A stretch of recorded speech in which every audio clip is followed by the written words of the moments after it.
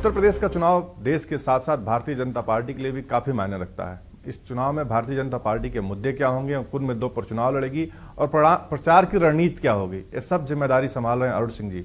Arun Singh ji party के महासचिव हैं। Arun Singh ji, news world India पर आपका स्वागत है। सबसे पहला सवाल, 25 साल तक आप चार्टर्ड अकाउंटेंट रहे हैं, आपको गणित बहुत अच्छी तरह से आती है। क्या लगता है भाजपा का वोट का गणित फिट बैठता है कि सत्ता मिल जाएगी यूपी में? भारतीय जनता पार्टी का जो मैं विश्लेषण किया हूँ, जो नीचे ग्राउंड रियलिटी है, 2/3 बहुमत के साथ सरकार बनने वाली है। उसका मुख्य कारण ये है कि उत्तर प्रदेश की जनता सपा बसपा के 5-5 साल की ठेकेदारी से परेशान है। हमारा उत्तर प्रदेश पिछले 14 सालों में बहुत पिछड़ चुका है। वहाँ पे अगर आप जाके देखेंगे तो बहुत सारे इश्यूज हैं, डेवलपमेंट कोई नहीं, वहाँ सड़कें नहीं है, अस्पताल में दवाइयाँ नहीं है। 1 करोड़ युवा वहाँ पे पलायन कर चुका है, 1 करोड़ युवा। और स्थिति बहुत ख़राब है उत्तर प्रदेश की। गांव में बिजली नहीं आती। चूँकि मैं उत्तर प्रदेश से हूँ और उत्तर प्रदेश इतना पिछड़ा हुआ है, अन्य राज्यों की तुलना में देखेंगे तो अन्य राज्य बहुत आगे बढ़ रहे हैं। हमारा उत्तर प्रदेश जो देश का सबसे बड़ा राज्य है, वो बहुत पिछड़ चुका है। लोग परेशान हैं और सपा बसपा के गुंडाराज और भ्रष्टाचार से त्रस्त हैं। इसलिए भारतीय जनता पार्टी के पक्ष में परिवर्तन चाहते हैं। इतना शानदार कैरियर, 7 साल तक अलग अलग राष्ट्रीय बैंकों के डायरेक्टर रहे, क्या था ऐसा क्या कि आप अचानक राजनीति में चले आए?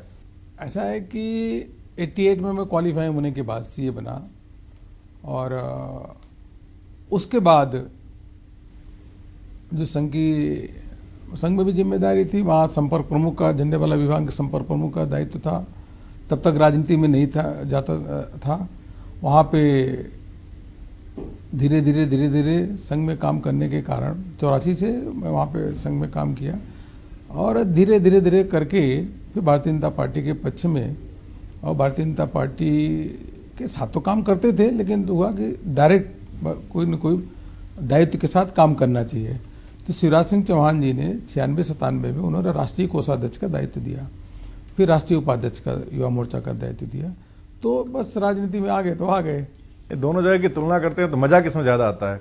दोनों के अपने अपने हैं, दोनों मजे हैं। राजनीति में भी है, अगर राजनीति में आप समाज सेवा, देश सेवा, एक विचारधारा को लेकर के आप चलते हैं, एक आपका कोई मिशन फिक्स है, तो राजनीति में आपको अच्छा है। अरुण सिंह को कहाँ मजा आ रहा है? वहाँ मजा आता था, यहाँ मजा आ रहा है? नहीं, राजनीति में भी मैं अपना प्रोफेशनल इनपुट, चूँकि काफ़ी इनपुट जो है उसको भी उसमें देता हूँ, तो हमको इसमें अच्छा लगता है। और जब प्रोफेशन में थे तो वहाँ भी अच्छा था।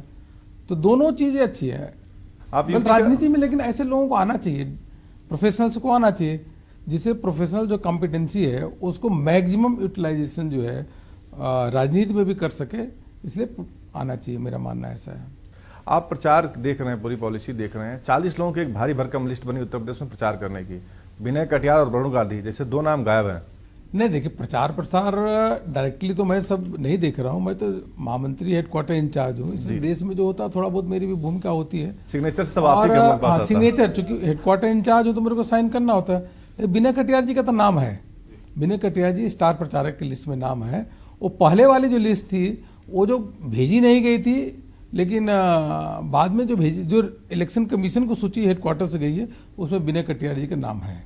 वरुण गांधी, देखिए, फेजेज वाइज चुनाव होते हैं, हर फेज के लिए अलग अलग लिस्ट जाती है और जिसकी जैसी उपयोगिता होगी वो करेंगे। वैसा नहीं है कि जो स्टार प्रचारक जिसमें नाम रहेगा वही जा सकता है। कोई व्यक्ति जाके प्रचार प्रसार कर सकता है। हाँ, उसकी एक मर्यादा होती है कि उसमें 40 लोगों का ही नाम होता है। मनोज सिन्हा का भी नाम नहीं आया।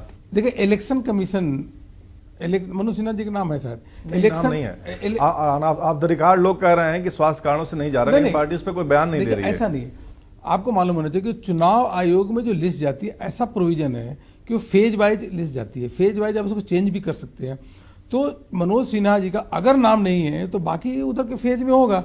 जिसका जितना इधर प्रभाव होता है कि उन नेताओं को जरूर उसमें समायोजित किया जाए।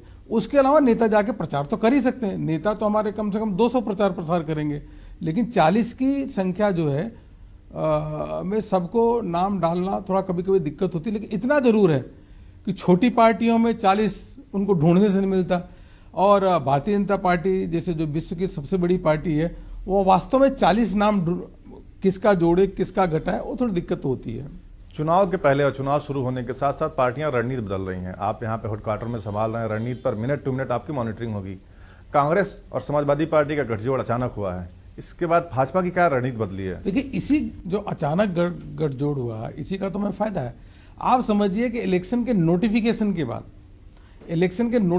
के बाद सपा का और कांग्रेस का गठजोड़ होता है, और वह कांग्रेस जो 27 साल यूपी बिहार का नारा देके समाजवादी पार्टी के खिलाफ प्रचार प्रसार करती रही। अब जब नोटिफिकेशन के बाद आप समझौता करते हो तो नीचे के कार्यकर्ता एडजस्ट नहीं करते, प्लस नीचे के कार्यकर्ताओं का नैतिक बल भी नहीं होता कि सपा के साथ कांग्रेस जाके प्रचार प्रसार कर सके। ये समस्या तो बहुत बड़ा नुकसान होगा। ये समस्या तो आपके साथ भी आएगी। 2 दिन पहले पार्टी शामिल में होने वालों को हमने टिकट दे दिया कई जगह पे। हमने किसी ऐसी यशपाल आर्या को दिया नहीं, हमने किसी पार्टी से समझौता नहीं किया नोटिफिकेशन के बाद। ये जब पार्टी से समझौता करते हो, 2 दिन बाद जो लोग पार्टी में आते हैं उनको टिकट देंगे तो कार्यकर्ता कैसे एडजस्ट करेगा लोकल स्तर पे? मैं बता रहा हूं कि देखिए, मुद्दे जो होते हैं, इशू होते हैं, विचारधारा होता है, वो पार्टी का होता है, व्यक्ति का नहीं होता। इसलिए जब 2 पार्टियां चुनाव से ठीक पहले अगर गठबंधन करती हैं तो उनको दिक्कत आती है। लेकिन अगर हाँ कोई दूसरा प्रत्याशी अगर आकर भारतीय जनता पार्टी से जीतता है जिसका जनाधार है तो उसके लिए दिक्कत नहीं होती। प्रियंका चुनाव प्रचार में उतरेंगे, बड़ी स्टार प्रचारक हैं उत्तर प्रदेश में, खासकर कांग्रेस बहुत दिनों से प्रियंका को लाने की बात कर रही है। क्या असर पड़ेगा चुनाव में? नहीं, देखिए, वो तो उनकी पार्टी का मामला है। क्योंकि कांग्रेस में प्रियंका जी प्रचार प्रसार करें, उनके पार्टी को निर्णय लेना है, करें, अच्छा है। लेकिन साथ में प्रियंका जी को ये बताना पड़ेगा कि देश के लिए उन्होंने क्या किया। और कांग्रेस का चूंकि प्रचार प्रसार करेगी तो कांग्रेस के बारे में बताना पड़ेगा कि देश को सबसे अधिक लूटने का काम कोई किया है तो कांग्रेस ने किया, सबसे अधिक भ्रष्टाचार अगर किया तो कांग्रेस ने किया। मतलब आप 2G से लेकर के 2G, कोल स्कैम, जितने भी कॉमनवेल्थ का घोटाला सब कांग्रेस के समय हुआ, तो इसका जवाब देना पड़ेगा। विनय कटियार ने भी प्रियंका जी के बारे में बयान दिया था। नहीं, देखिए, क्या है कि किसी भी व्यक्ति के बारे में ऐसे बयान नहीं होने चाहिए, उससे मैं सहमत नहीं हूँ। अब पार्टी का बयान तो है नहीं। अरुण जी, राजनीति में आप पिछले कई दशकों से सक्रिय हैं, आरएसएस में रह के, और कि पिछले 1 दशक से हम राजनीति में देखें तो जो बड़े नेता हैं पार्टी के, उनकी विचारधारा, उनके शब्द जो है कहीं ना कहीं ऐसे शब्द होते हैं जो लोगों को पीड़ा पहुंचाते हैं। बड़ी स्तर गिरा है। आप इंडिविजुअल इसको किस तरह से देखते हैं? स्तर गिरा है, आपकी बात से सहमत हूँ। और सभी पार्टियों में है, मैं सिर्फ भाजपा को टारगेट नहीं कर रहा हूँ। असंसदीय भाषाओं का लोग उपयोग कर रहे हैं, करना नहीं चाहिए, लोगों को इससे बचना चाहिए। क्योंकि देश की जनता का निगाह राजनेताओं पे होती है, राजनेताओं के आचरण पे होती है, राजनेता क्या बोलते हैं उस पर देश की जनता की निगाह होता है। इसलिए कभी भी वक्तव्य देते समय सोच समझ करके ही बोलना चाहिए। उत्तर प्रदेश का चुनाव बड़ा प्रदेश है, बीजेपी ने सीएम चेहरा नहीं दिया। कई राज्य ऐसे हुए जहां भारतीय जनता पार्टी ने चेहरा नहीं दिया। महाराष्ट्र में भारतीय जनता पार्टी का सीएम कैंडिडेट कोई नहीं था, झारखंड में भारतीय जनता पार्टी का सीएम का कैंडिडेट कोई नहीं था, हरियाणा में भारतीय जनता पार्टी का सीएम कैंडिडेट कोई नहीं था, लेकिन फिर भी भारतीय जनता पार्टी सरकार बनाई। लेकिन जो सबसे बड़ी जीत है लोकसभा के चेहरे के साथ ही मिली थी आपको। नहीं, ठीक है भाई, तो माननीय प्रधानमंत्री नरेंद्र भाई मोदी जैसा जो नेतृत्व देश को आज एक दिशा दे रहे हैं, गांव गरीब के मसीहा के रूप में प्रधानमंत्री को सब लोग देख रहे हैं, उस जो उनकी पॉपुलैरिटी थी माननीय प्रधानमंत्री जी की, वैसी पॉपुलैरिटी हो सकता है एक व्यक्ति को उत्तर प्रदेश में नहीं रही हो। तो इसलिए पार्टी का रणनीति है, पार्लियामेंट्री बोर्ड को निर्णय लेना होता है कि चेहरा के साथ जाएंगे या नए चेहरा के साथ जाएंगे। द वीक और हंसा का एक सर्वे आया है, भाजपा काफी कंफर्टेबल पोजीशन में 192, लेकिन सत्ता के करीब नहीं है। नहीं, भारतीय जनता पार्टी को देखिए कुल मिलाकर 2/3 बहुमत के साथ सरकार बनने वाली है। मैं आपको उसका कारण बता रहा हूँ ना।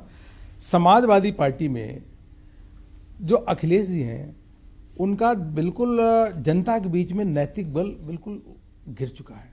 आप बताइए कि ये मुगल काल के समय ऐसा होता था, मुगलों का याद आता है कि पिता को, बाप को हटा दो, मतलब उसके पद से तख्ता पलट कर दो, राष्ट्रीय अध्यक्ष से हटा करके जबरदस्ती खुद राष्ट्रीय अध्यक्ष बन जाओ और जाकर सपा के कार्यालय पे दफ्ती हटा करके खुद आप वहां के जो अखिलेश गुट है जाके कब्जा जमा लिया। पहला बयान है आपकी तरफ से, इसके पहले आपकी पार्टी कहती आ रही है कि मुलायम का लिखी स्क्रिप्ट है, नाटक है। आप पहली बार कब्जा बता रहे हैं। देखिए, जनता ने देखा, लेकिन ये बताइए कि जनता ने देखा कभी ऐसा हुआ क्या? नहीं, ये नाटक है या मुलायम की स्क्रिप्ट है? दोनों कब्जा कर इसमें नौटंकी भी है प्लस कब्जा भी है। अब कब्जा भी इसमें बताइए कि एक कभी ऐसा आपने सोचा होगा कि सीधे, अभी मैंने कभी नहीं सुना कि कोई राजनीति में ऐसा भी हुआ हो कि कुर्सी पे जबरदस्ती तख्ता पलट करके खुद बैठ गए हों, ऐसा कहीं नहीं हुआ। तो इसलिए जनता सर्वसम्मति, जनता इसको अच्छा नहीं मानती, नंबर एक। नंबर दो, अखिलेश जी ने कुछ किया नहीं। देखिए, उनके समय में सबसे अधिक हत्या, अपहरण हुआ, दंगा हुआ। उनके ही समय में अगर देखा जाए तो कोई विकास नहीं हुआ।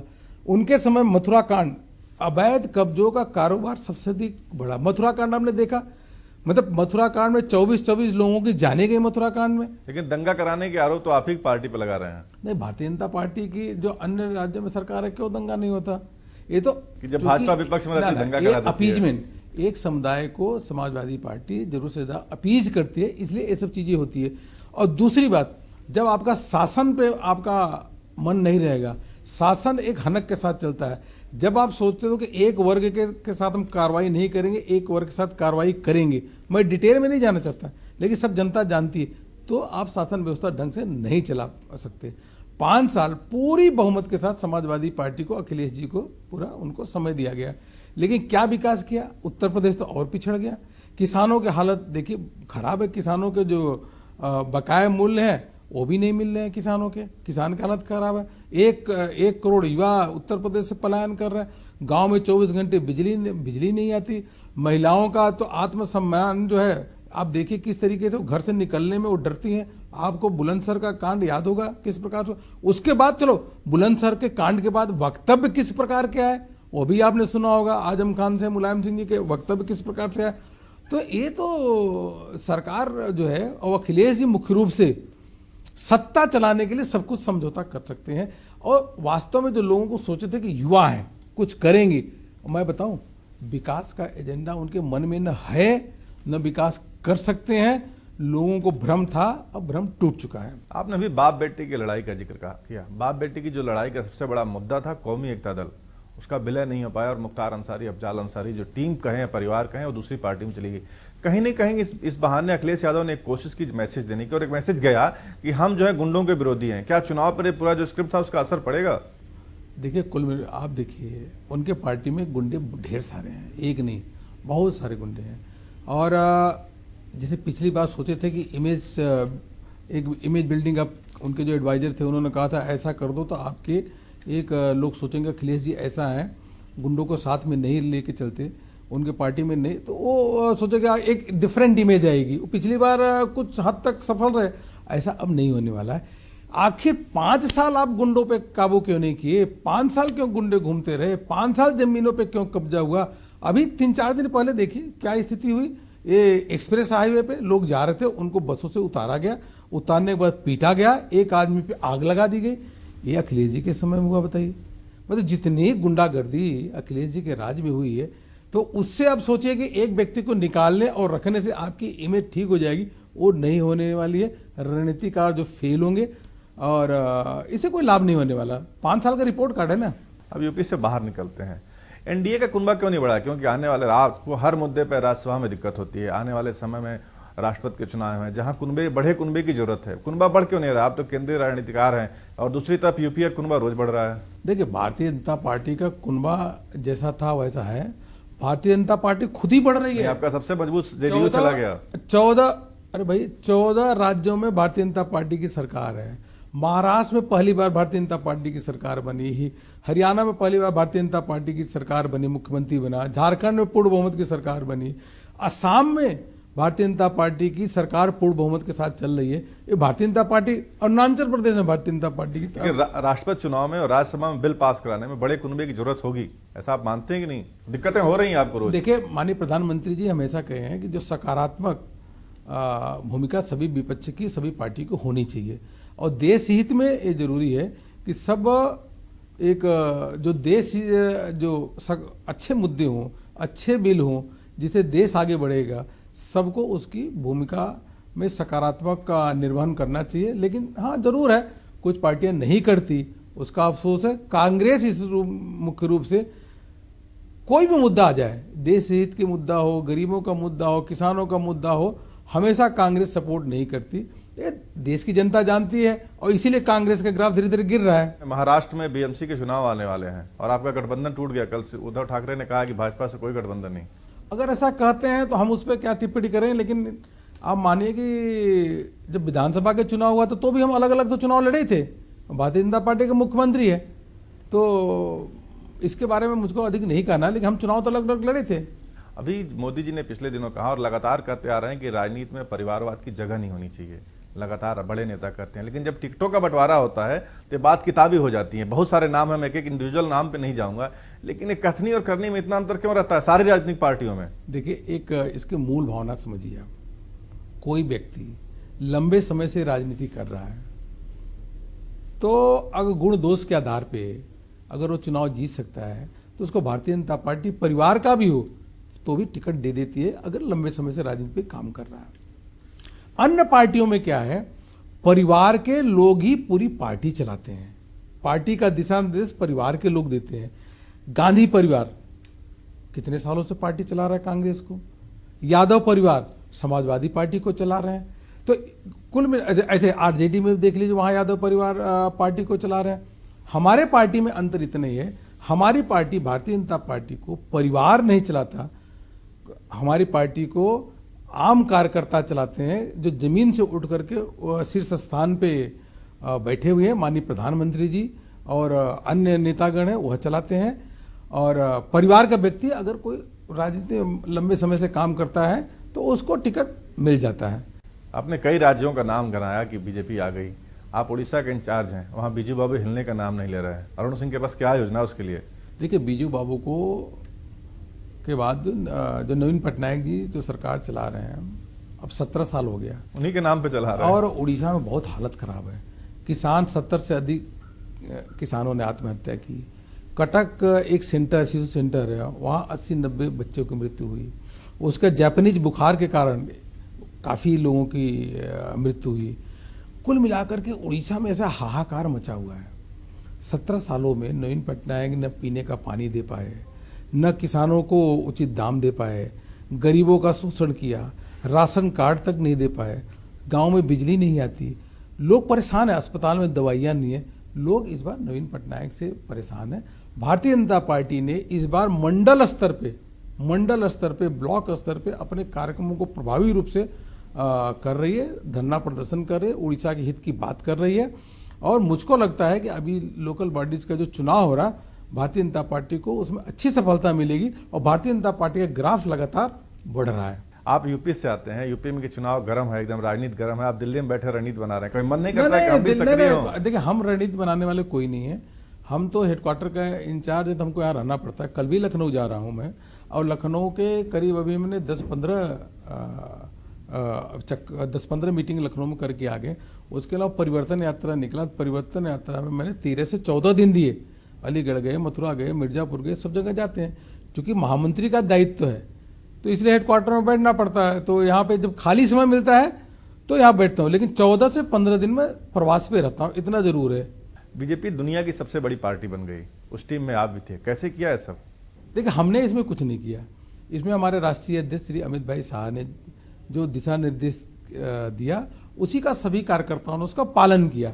उन्होंने योजना बनाई, उन्होंने डायरेक्शन दिया, पूरे देश भर में उनका माननीय राष्ट्रीय अध्यक्ष जी का प्रवास हुआ, माननीय प्रधानमंत्री जी की नीतियों का प्रभाव, जो योजनाएं हैं उनका प्रभाव रहा।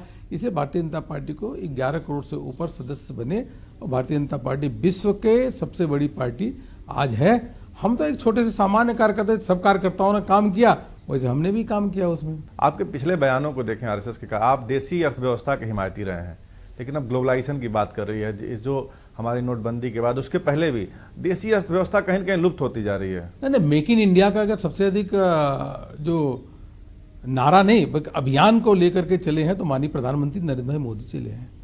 और बाहर से अगर देखिए तो एफडीआई का भी सबसे अधिक इन्फ्लो हमारे देश में आ रहा है।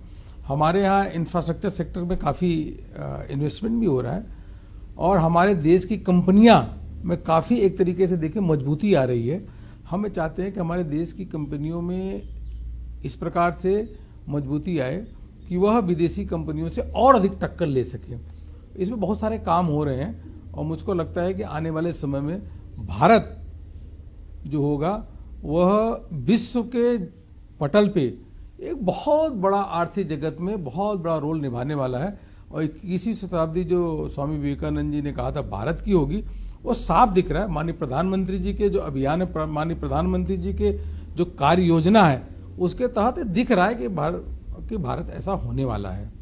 अभी बात करें नोटबंदी के फायदे नुकसान की, बातें बहुत हो चुकी हैं और सही था, उस पर बात नहीं करेंगे। लेकिन अभी जो सर्वे आ रहे हैं वो बता रहे हैं नोटबंदी के बाद जो है अर्थव्यवस्था की रफ्तार धीमी पड़ेगी। क्या योजना है उसके निकलने के लिए? आप चूंकि उस क्षेत्र से आते हैं, देखिए सवाल कि एक सीए का जवाब चाहिए, एक नेता का जवाब नहीं, मैं आपको बताता हूँ। नोटबंदी के बाद जो लोग करते अर्थव्यवस्था में स्लो डाउन आएगा, रिसेशन आएगा, मुझको ये समझ में नहीं आता कहीं से भी। उसका कारण क्या है? टैक्स कलेक्शंस में लगातार बढ़ोतरी हो रही है, जो मनी सर्कुलेशन है बैंकों के माध्यम से वो बढ़ गया है, इंटरेस्ट रेट डाउन आ रहा है, लोगों को जो कम पैसे मिलते थे अब डायरेक्ट पेमेंट होने से उनको, गरीबों को अधिक पैसा या मजदूरों को अधिक पैसा मिलने वाला है।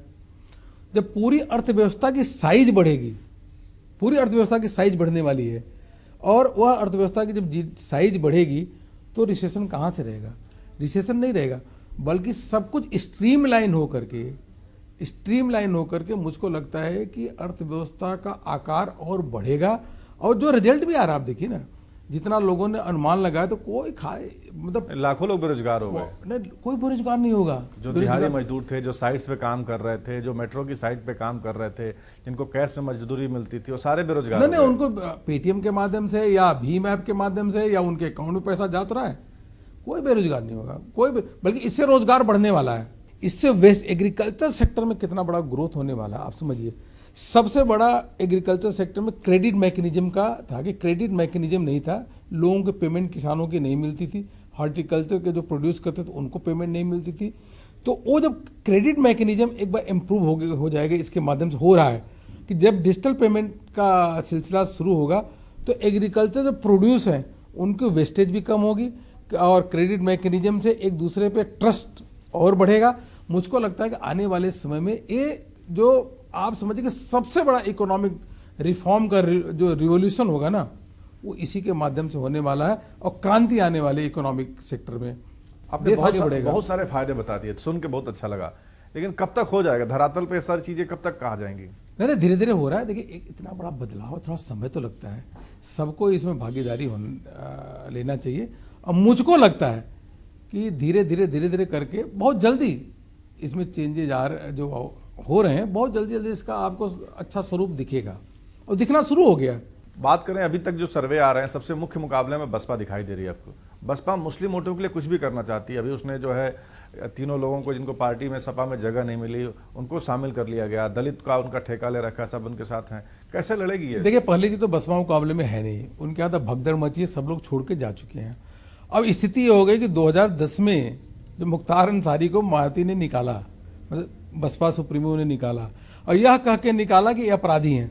अब जब चुनाव सर पे आ गए, नोटिफिकेशन हो गया, तो मुख्तार अंसारी सबको बीएसपी ने ले लिया और ऊपर से बहन जी ने स्टेटमेंट भी जारी कर दिया कि नहीं इनको जब गलत फंसाया गया था, ये तो बड़े अच्छे व्यक्ति हैं, उनका सर्टिफिकेट दे दिया। मैं बताता हूँ, इस समय यही हो गया कि सभी गुंडे हाथी पे चढ़ गए। पहले एक नारा लगता था, गुंडे चढ़ गए हाथी पे, गोली लग रही थी छाती पे।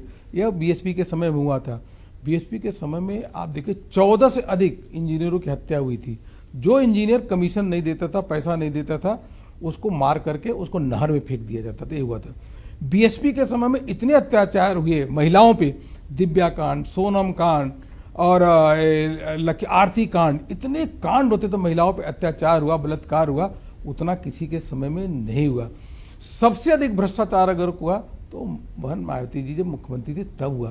तो इसलिए मैं कहता हूं कि यह जो सपा बसपा है, ये दोनों पार्टियां भ्रष्टाचार और गुंडा राज के प्रतीक हैं, इसलिए जनता इनसे ऊब चुकी है, इनके बहकावे में नहीं आने वाली है। दोनों पार्टियां, समाजवादी पार्टी और बहुजन समाज पार्टी, सबसे बड़े वोट बैंक, मुस्लिम वोट बैंक के लिए आपस में लड़ रही हैं।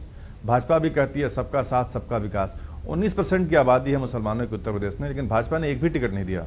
देखिए, हम सबको साथ में लेके चलते हैं। Bharatiya Janata party cast, creed और रिलीजन के आधार पर कभी भी डिफ्रेंशिएट नहीं करती। प्रश्न इतना है कि जहाँ उपयुक्त कैंडिडेट आते हैं, मिलते हैं किसी भी समुदाय से, धर्म से, तो हम देते हैं। अब आप देखिए उपयुक्त कैंडिडेट नहीं आए होंगे। जैसे अब देखिए राजस्थान में हमारा यूनुस खान मिनिस्टर है ना, जो उपयुक्त कैंडिडेट आते हैं तो भारतीय जनता पार्टी उनको टिकट दे देती है, नहीं आए होंगे तो नहीं दिया होगा। अरुण जी, आप हमारे साथ आए, हमारे सवालों का जवाब दिया, बहुत बहुत धन्यवाद।